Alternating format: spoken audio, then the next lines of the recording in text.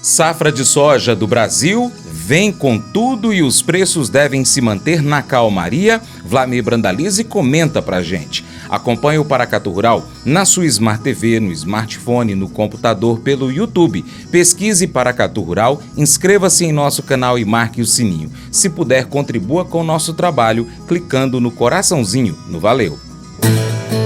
Mercado Agrícola.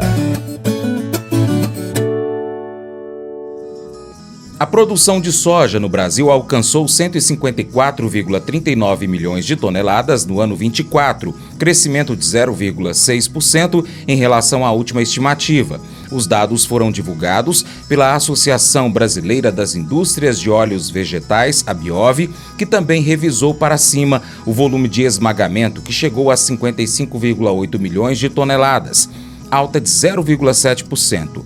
Para 2025, a projeção da Biov aponta para uma produção de 170,9 milhões de toneladas, representando leve redução de 0,5% em relação às estimativas anteriores. O esmagamento deve permanecer em 57,5 milhões de toneladas, enquanto a produção de farelo e óleo de soja deverá atingir 44,1 milhões e 11,4 milhões de toneladas, respectivamente, conforme as informações divulgadas pelo portal AgroLink. O mercado internacional da soja segue de olho na safra da América do Sul e recebeu influência da manutenção das taxas de juros dos Estados Unidos.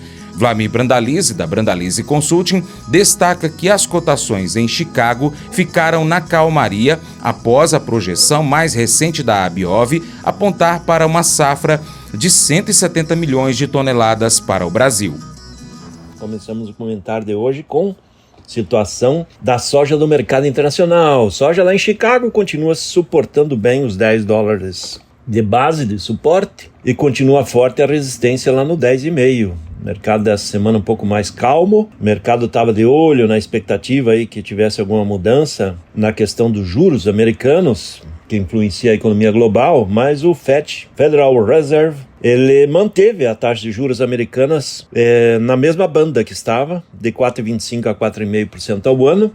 Anunciou que a inflação americana está em crescimento, em leve crescimento, então isso acaba deixando o mercado em geral mais calmo, né? A taxa real de juros americana acaba ficando menor, né, com essa fase, podendo indicar aí nas próximas reuniões até uma leve queda na taxa de juros, mas em princípio precisa que tenha o controle da inflação. E nesse momento de guerra fiscal e guerra comercial americana frente aos principais fornecedores de produtos aos Estados Unidos, o ambiente está de inflação crescente por lá. Mas Chicago nessa faixa de $10 de base, muito perto aí, a maioria dos meses abaixo de 10,20, e vai seguindo. E de olho na safra da América do Sul. Safra da América do Sul vai Brasil, com a colheita já batendo as portas dos 70%, o Mato Grosso na frente bem acima dos 90%, já 95% ou mais, já indo para o fechamento. A maior parte dos produtores do Mato Grosso já colheram e safra cheia por lá. Avanço forte também em Goiás, Mato Grosso do Sul, Paraná, e agora ganhando ritmo no Rio Grande do Sul, que é normalmente o último estado a colher por ser o último a plantar. Então esse é o quadro da soja que se mostra com safra cheia, né? As estimativas da semana foram entre 167 e 171 milhões de toneladas, sendo que a Biov veio com 170,7 milhões de toneladas, então safra grande. A Biov acabou reduzindo um pouco a estimativa, mesmo assim uma safra grande de soja, que o mercado internacional está olhando isso também e acaba sendo um fator importante aí para as posições lá de Chicago, né? Você tem uma safra cheia no Brasil, que é o maior exportador, a própria Biov aponta o Brasil crescendo na exportação. Isso traz uma calmaria no mercado de Chicago. Então, o que a Biov trouxe nesse relatório?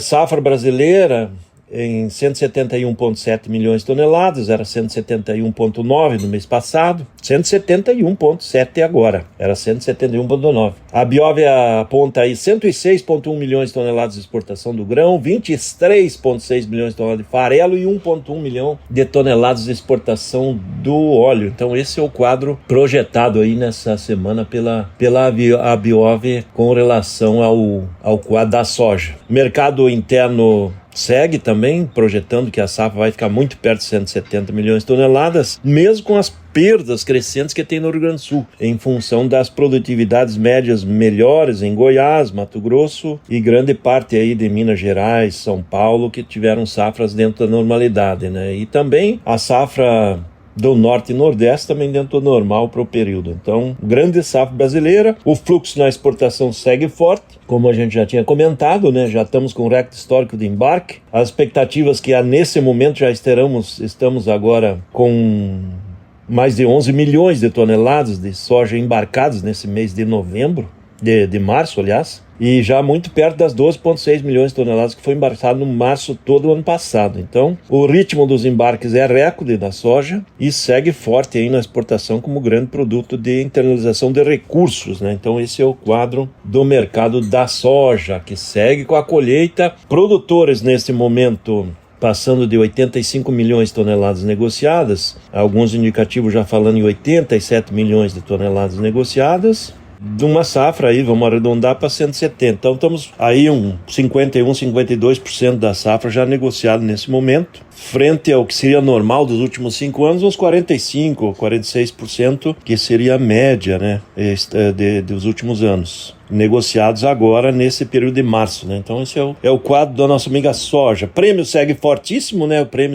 Prêmio base vai lá na faixa dos 80 pontos, até 90 dos compradores, e vendedores de 90 a 110, 120, alguns até pedidas maiores nos prêmios. Então esse é o quadro que se mostra aí. Semana dos prêmios, novamente uma semana dos prêmios, né? Cavalinho encilhado aí para os prêmios, que seguem fortes, porque a nível de Porto começou a dar uma acomodada, né? Porque tivemos queda de dólar, o Porto que chegou a pagar 142 no agosto, agora já fala em 140, 139 algum comprador. O mercado acomodou, dá para dizer sim que estamos aí nos portos quase R$3 abaixo que estavam uma semana atrás. Então, esse é o ponto. Nos balcões aí, com exceção do balcão do Rio Grande do Sul, que segue estável, os demais balcões também tiveram acomodação de cotação nesses últimos dias. Mercado de fretes, os fretes ainda seguem firmes, mas já começam a acomodar aí, principalmente no Mato Grosso, né? Com o fim da colheita, ainda segue com fluxo, mas a pressão sobre os valores dos fretes já começaram a diminuir, principalmente no Mato Grosso. Uma das habilidades que parece não ser ensinada mais nas escolas é como trabalhar bem em grupo.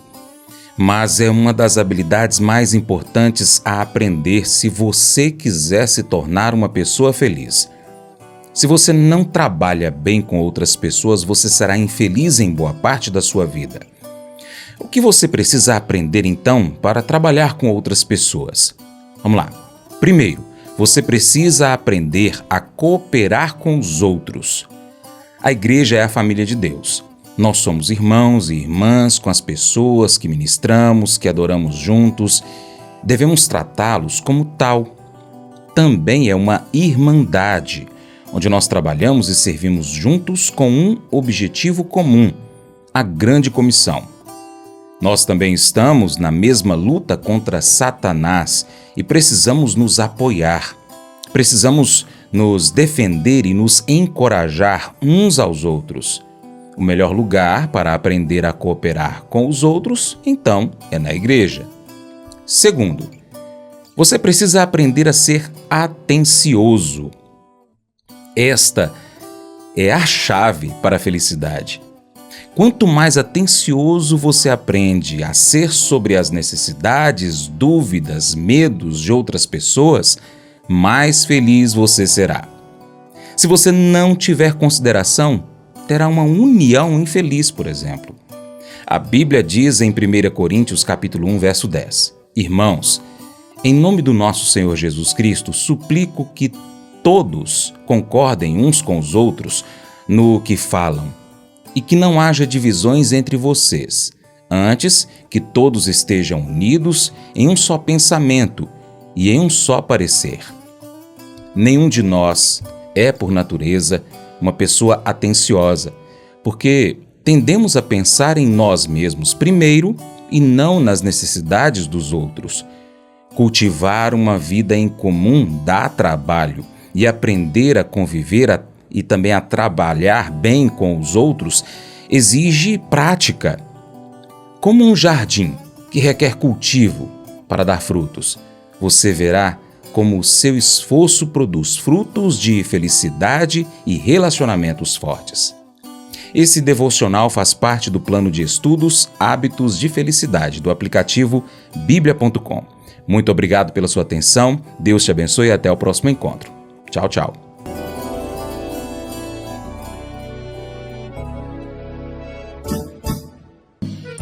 Acordo de manhã para prosear no mundo do campo, as notícias escutar. Vem com a gente em toda a região com o seu programa Paracatu Rural. Tem notícias, informação e o mais importante, sua participação. Programa Paracatu Rural. Programa Paracatu Rural.